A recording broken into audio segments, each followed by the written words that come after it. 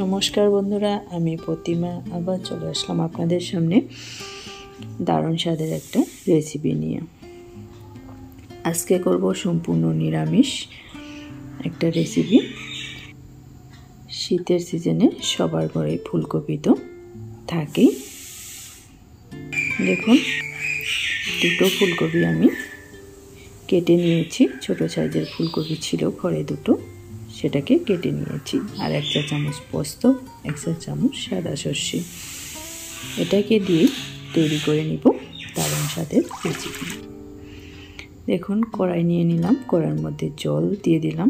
জলের মধ্যে লবণ আর হলুদ দিয়ে আমি ফুলকপিগুলোকে সিদ্ধ করে নেব।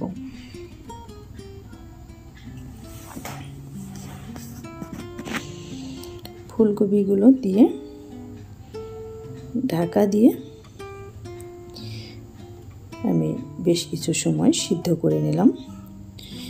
ফুলকপিতে পোকা থাকে কোনো সময়, এইভাবে সিদ্ধ করে নিলে খুব ভালো হয়। এইভাবে সিদ্ধ করে তুলে নিলাম। আর হলুদটা দেওয়ার জন্য আর কালারটাও দারুণ চলে এসেছে। দেখুন, এবার তেল দিয়ে দিলাম। তেলের মধ্যে দিয়ে দিলাম জিরে 1/2 চা চামচ। জিরেটা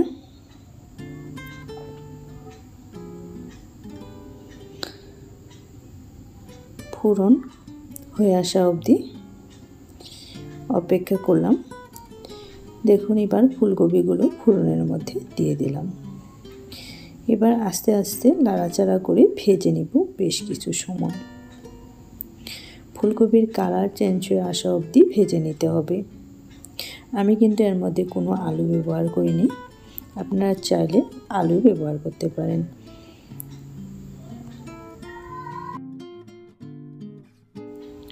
এবার এক এক করে মশলা অ্যাড করে দিচ্ছি। এর মধ্যে দিচ্ছি জিরে বাটা, ধনে আর শুকনো লঙ্কা একসঙ্গে বেটেছি। হলুদ, আগের থেকে আমি হলুদ একবার ব্যবহার করেছি। অল্প পরিমাণে হলুদ আর লবণটা অ্যাড করে দিলাম। এবার সব কিছু মশলা দিয়ে ফুলকপিটাকে আরও কিছু সময় ভেজে নিব।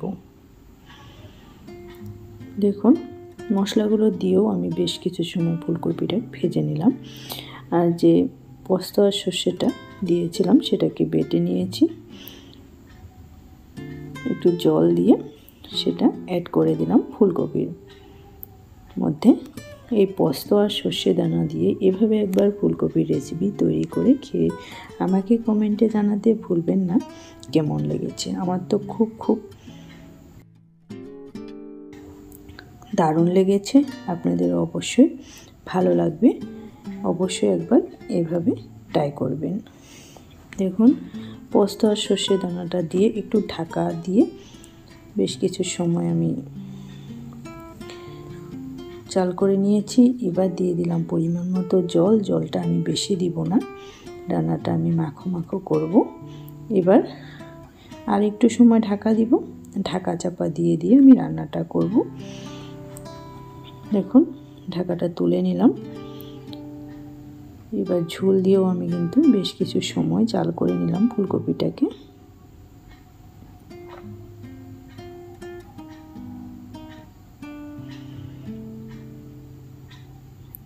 ফুলকপিগুলো কিন্তু বেশ ভালোভাবে নরম হয়ে গিয়েছে, আর ভেঙে কিন্তু যায়নি, গোটা গোটায় আছে। মুখে দিলে মিলিয়ে যাবে। দারুণ স্বাদের রেসিপি। অবশ্যই নিরামিষ দিনে এইভাবে একবার ফুলকপি রেসিপি করে দেখুন। আশা করছি সকল বন্ধুদেরই খুব ভালো লাগবে। এবার আমি এর মধ্যে 1/2 চা চামচ ঘি দিয়ে দিলাম।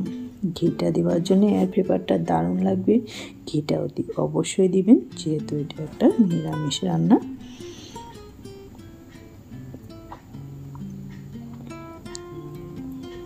এবার রেসিপিটা পরিবেশন করে দিচ্ছি।